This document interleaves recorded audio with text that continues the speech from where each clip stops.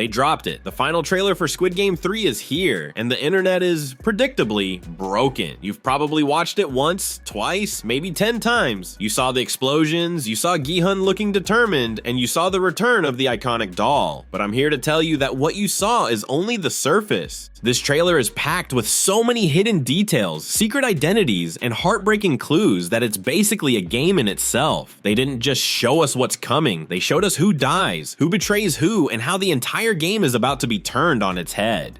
Today we're going beyond the obvious. We're putting on our tracksuits, grabbing our magnifying glasses, and dissecting every single frame. These are the 12 critical things you almost certainly missed in the final Squid Game 3 trailer. The old woman's foreshadowing speech. The trailer opens with player 149, the elderly woman delivering a powerful speech to a devastated Gi-hun. He's at rock bottom after the failed rebellion and the death of his friend Young-soo. She says, "Do you really think it was your fault that things turned out this way? Bad people do bad things, blame others, and live like nothing happened. And good people blame themselves for everything that goes wrong, destroying their own hearts." But this isn't just a pep talk, this is the entire thesis of the season. The show has always been about the conflict between Gi-hun's persistent humanism and the frontman's cold, cynical view of the world. The frontman brought Gi-hun back to prove that in the end, everyone is selfish. This speech is the counter-argument. It's what reignites Gi-hun's spirit, reminding him that his guilt is a product of his goodness, not his failure. She's not just consoling him, she's rearming him, philosophically, for his final confrontation with the man in the black mask. Hidden drama in the background.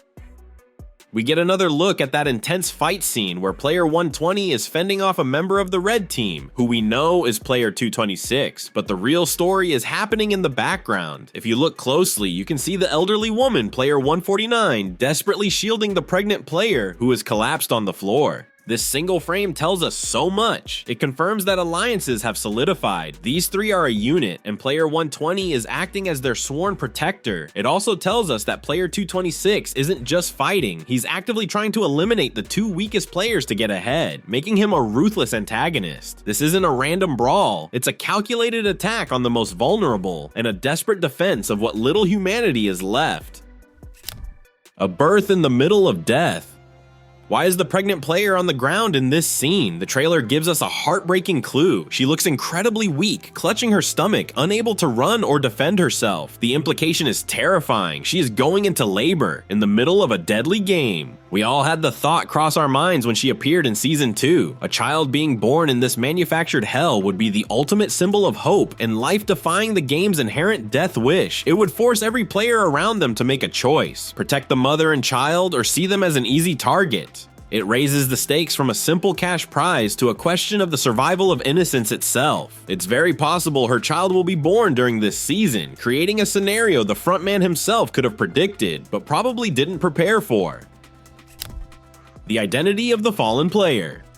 This one is pure, gut-wrenching speculation, but the trailer gives us a compelling case.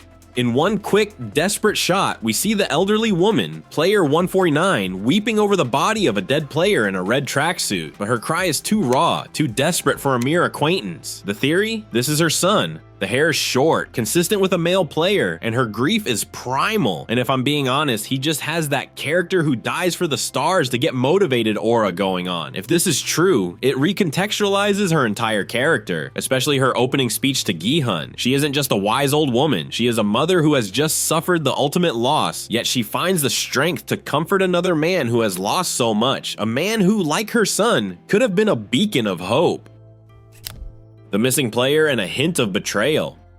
In a quick shot of the contestants moving to the next challenge, the rope game, we see player 100 walking with his group. But wait, pause it. Who's missing? Throughout all of the previous season, player 226 has been his loyal right-hand man, but here, he's nowhere to be found. The transcript suggests he was likely killed by the trans player in the previous game. This isn't just a minor character death, it's a strategic removal from the board. It leaves player 100, a major antagonist, isolated and potentially vulnerable for the first time. It shows that the good guys are fighting back, and they are willing to get their hands dirty to take out threats before the next game even begins.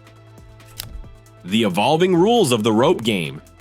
We finally get more details on a new game, what looks like a modified version of tug of war meets jump rope. We see a player get absolutely yeeted off the platform by a whipping rope, flying like a ragdoll. But the key detail here is how the game works. It's not individual. We clearly see two players jumping over the rope in unison. This means teamwork is essential, but it also opens the door for mass betrayal. Like the glass bridge from Season 1, another player's mistake or their malicious push could be your death sentence. The trailer also shows a traffic light system and players waiting in the background, implying a turn-based structure. You have to enter and exit the ropes according to the lights, adding a layer of deadly precision to the chaos. And in one shot, a player is already down at the start of the bridge, likely shot by a guard, proving there are no safe zones.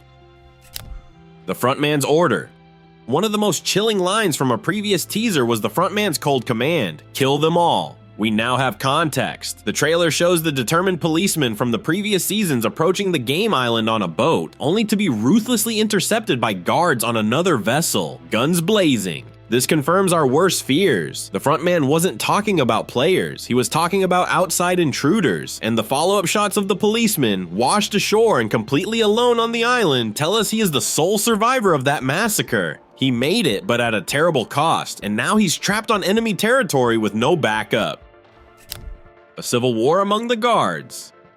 We see an extended clip of a guard in a triangle mask fighting the captain of the guards. The trailer makes it clear this is Guard 11, a character whose rivalry with the captain has been building. But this might be more than just a personal grudge. This could be the first sign of a full-blown civil war within the ranks. Think about it. The guards are also prisoners in a way, stripped of their identity. What happens when some of them start to question the system they uphold? This fight, which ends with Guard 11 bloodied but presumably alive, might not be an isolated incident. It could be a sign that a faction of guards is planning a rebellion of their own, creating a chaotic third front in the battle for control of the games. Gi-hun's finalist suit and the invitation.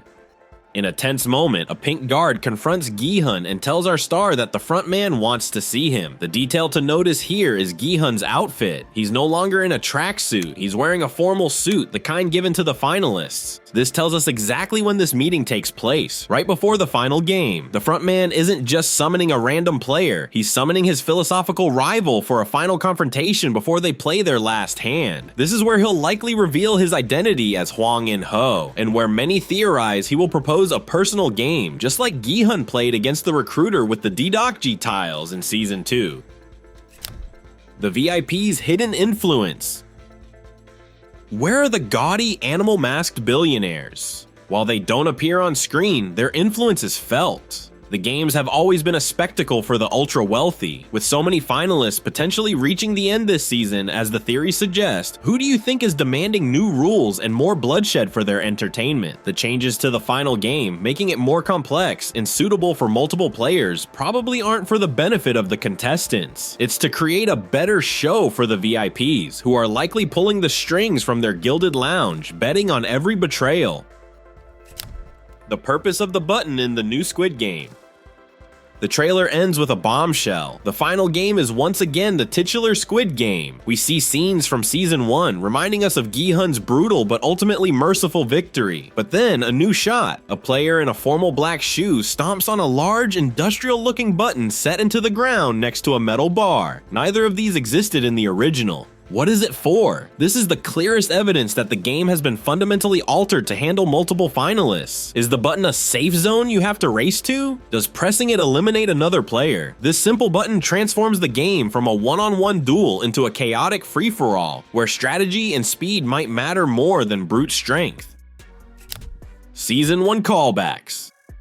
The very end of the trailer intercuts shots of the new modified Squid Game with flashbacks to Gi-hun's fight with Sang-woo. This isn't just lazy editing, it's a deliberate thematic statement. The show is reminding us of the core choice Gi-hun made in that moment. He won, but he refused to become a monster to do it. He tried to save his friend even after being betrayed. This final season will be the ultimate test of that resolve. The frontman will throw everything at him to force him to abandon his ideals. By showing us the past, the trailer is asking the question that will define the finale. Can Gi-hun win again without falling into darkness? Can he prove once and for all that there's a way to survive hell without becoming the devil? We'll have to wait and see.